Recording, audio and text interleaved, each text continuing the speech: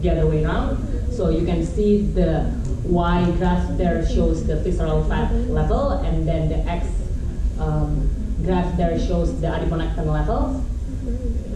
Goes to the right, adiponectin will be higher. Sorry, goes to the right, adiponectin will be lower, and then goes to the left, adiponectin will be higher. And high adiponectin is good to a normal person, or like basically all of us. The traditional methods of measuring fat are BMI, waist circumference, and MRI or CT scan.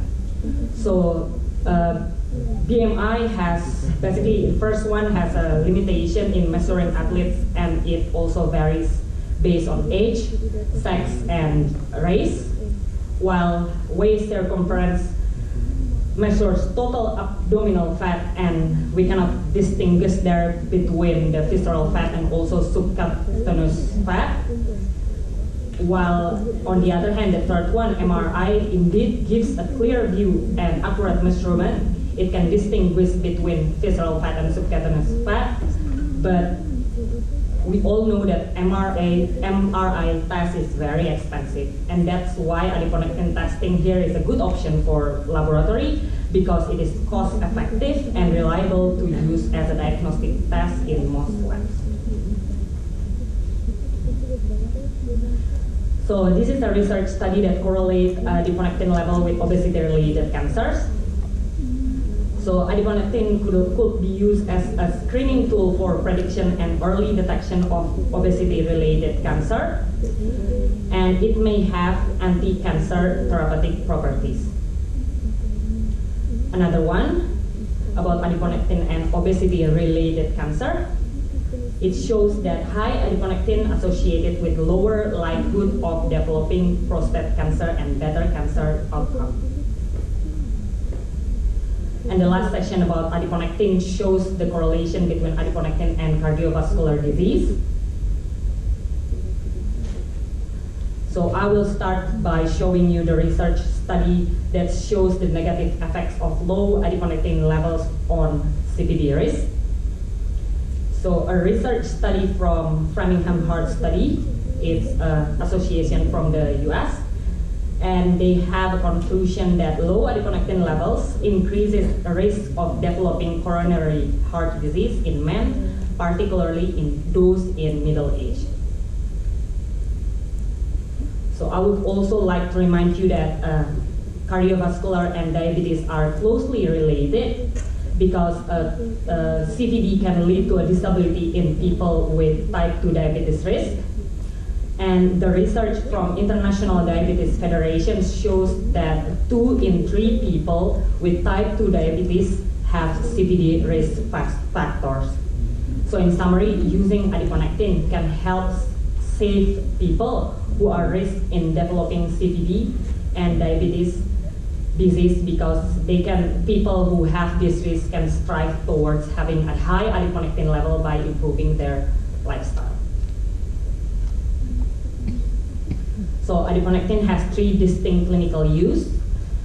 Testing adiponectin levels is a much more reliable indicator of an individual's type 2 diabetes and or cardiovascular disease risk. And yes, of course, Randox has adiponectin reagents, and with Randox, adiponectin is a biochemistry reagent. It is liquid ready to use. It can be run on your instrument, so on any instrument with application document that we already have on our record. And yeah, it's stable for 25 days. And if you want to know more about the research that I mentioned before, you can just come to me and to Be or Edward after, and we can give this research study or white paper to you. I will jump directly to the next one about cardiology and lipid testing, because then after this I will focus on small dense LDL.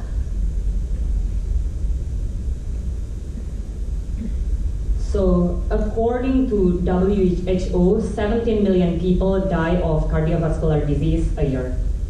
And this number is expected to increase to 25 million by 2020. That's staggering, because 50 people per day, or it means that 1 people die of cardiovascular disease every 2 seconds. And the cost of cardiovascular disease in the USA alone is 500 billion per year. It does not discriminate, it has no geographic, gender, or socioeconomic boundaries. It is indeed the single greatest healthcare challenge faced by all of us. So, small dense LDL. Have you heard about SLDL before? If you have heard about SLDL before, could you please raise your hand? So we will all learn about small dense LDL now. So I would like to remind you that lipid plays a key role in the structure and function of the human body. They are needed for the production of cell walls, hormones, vitamin D, and bile. And elevated pro-atherogenic lipid levels in the blood are linked to several cardiovascular and metabolic conditions such as diabetes, heart disease, atherosclerosis, heart attack, and stroke. So this is the illustration of lipids or cholesterol. As you can see that HDL is the smallest among other lipoproteins or other cholesterols, and it is the least dense compared to others. As for SLDL or small dense LDL, it is a subtype of LDL, and it is the smallest and the most dense compared to other subtype of LDL. That is why LDL size matters. And why? Again, so small dense LDL are the smallest and the densest part of the LDL, and they are more liable to oxidation and more likely to be attracted to proteoglycans or artery walls because of their size, which are smaller and denser. They are smaller and denser than large other LDL basically. So all LDL transport triglycerides and cholesterol to the tissues, but their atterogenicity varies according to size. And smaller particles such as SLDL spread throughout the inner artery wall and as I mentioned, more susceptible to oxidation. They are less likely to be pulled back to the liver and stay longer in the blood. They stay 5 times longer than any other lipoproteins. So SLDL is particularly pro-atherogenic. And research has shown that individuals with a predominance of SLDL have a 3 times increased risk of suffering from heart attack. So if we take a look at the illustration there, imagine that there are 2 people with the same LDL results, which is 110 milligram per deciliter. Big red balls shows the big LDL, and the small dark red balls shows small dense LDL. So the research shows that person B, so on the left side, on my left side, has 3 times risk of suffering from heart attack than the person A, which is on your left hand side. And they have the same LDL level. The causes of elevated SLDL are from lifestyle, diet in high saturated fat, insulin resistance, pre-diabetes condition, and also genetic disposition. And high prevalence of elevated SLDL commonly observed in individuals with familial hyperlipidemia and non-insulin dependent diabetes. So these are the features of our SLDL reagents.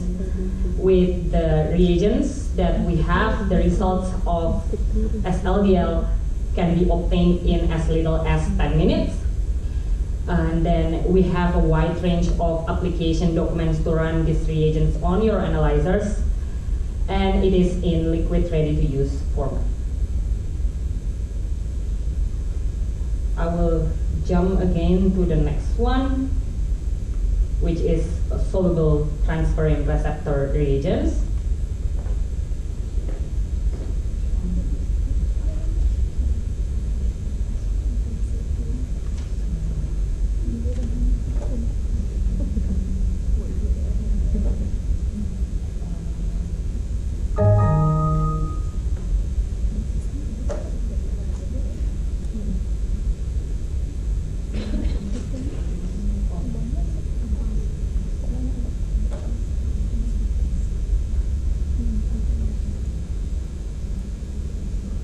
So soluble transferrin receptor is a test menu for anemia testing panel. Third of the world's population is anemic, and half of these cases are due to iron deficiency anemia.